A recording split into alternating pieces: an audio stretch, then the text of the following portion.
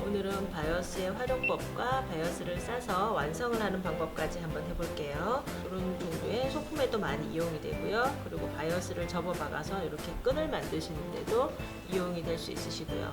그리고 옷 같은 경우에는 이렇게 원피스의 진동이나 목 부분 혹은 끈 부분까지 이렇게 다양하게 이용이 되니까 한번 잘 배워 놓으시면 좋으실 것 같아요. 네, 가장 많이 이용이 되는 바이어스가 바로 이 4cm 바이어스인데요. 4cm 바이어스가 옷이나 소품류에 가장 많이 쓰이게 됩니다. 일단 원단의 한 부분 안쪽과 바이어스의 겉을 마주대고 1cm 시접으로 한번 쭉 박아 주실 거예요. 그런 다음에 바이어스가 꺾어 넘어가서 이렇게 마무리가 되는 형태가 되는데요.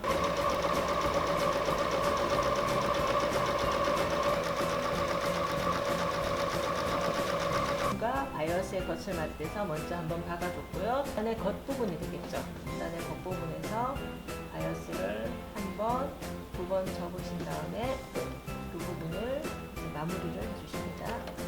4cm 바이어스니까 1cm씩 두 번 접어 박으면 딱 맞게 되겠죠.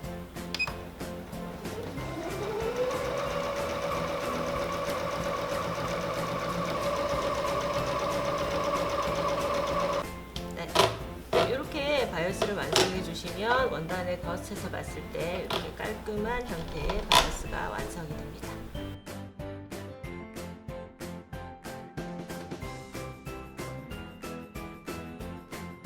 이번에는 패드나 방석 부분을 바이어스로 싸는 걸 한번 해볼 건데요. 이렇게 두툼한 부분이기 때문에 바이어스도 조금 큰 것이 좋습니다. 그래서 많이 이용되는 10cm 바이어스를 이용할 건데요. 10cm 바이어스를 이용하면 여기 올라오는 폭이, 바이어스가 올라오는 폭이 양쪽으로 1cm씩 빼고 4cm 정도가 올라오게 돼요. 그래서 사실 4cm 테두리로 바이어스를 싸준다고 생각을 하시면 되고요. 일단 바이어스를 싸기 전에 먼저 바이어스를 다림질로 반 접어서 다려서 이제 바이어스를 싸시면 훨씬 더 예쁘게 매끈하게 나오기 때문에 바이어스를 반으로 접어서 한번 다려 볼게요. 바이어스가 놓일 위치를 한번 가볍게 표시를 해줄 건데요. 4cm 정도에 해당하는 부분에 표시를 해줄게요. 바이어스 끝이 닿는 부분이 될 거예요. 그래서 이 선에서 시접이 1cm 들어간 지점에서 봉제를 해서 꺾으시면 정확하게 4cm가 바이어스가 싸지게 됩니다. 그래서 처음 시작하는 부분은 끝에서 끝까지만 먼저 맞춰서 박아주시면 되는데요.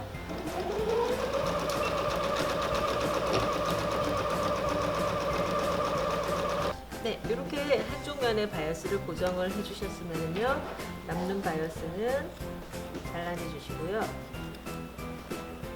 반대편으로 덮어서 나머지 한쪽 부분을 더 봉제를 해주시면 돼요.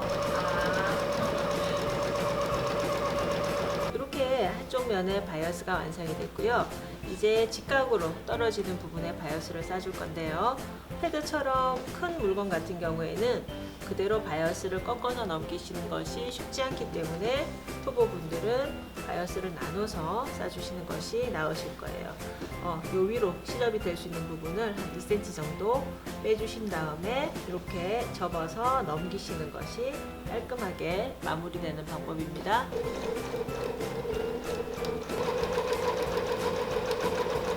네, 이렇게 넘기신 바이어스를 모서리 부분에서 접으신 다음에 모서리를 마무리해서 눌러 박아주시면 완성이 될 것 같아요.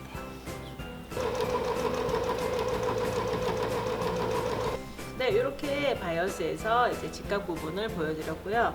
위에 상침으로 이렇게 한번 박아주시거나 이렇게 한번 박아주시면 또 다른 장식이 될 것 같아요.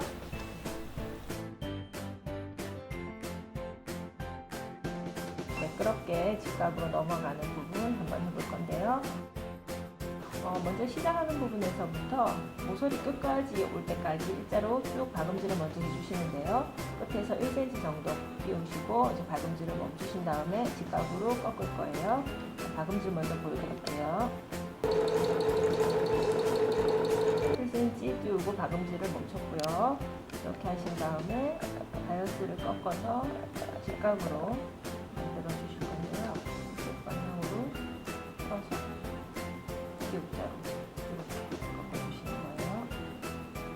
그 다음에 박음질은 여기 처음 끝에서부터 다시 한번 쭉 시작해서 박아주시면 돼요.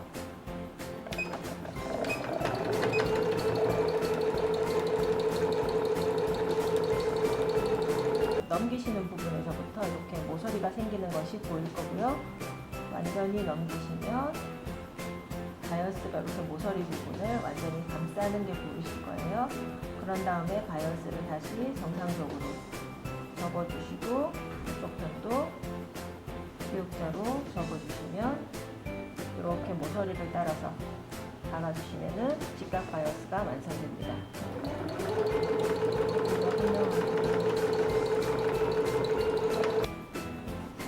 기역자로 돌리셔서 바이어스를 보통 박아주시는 방법대로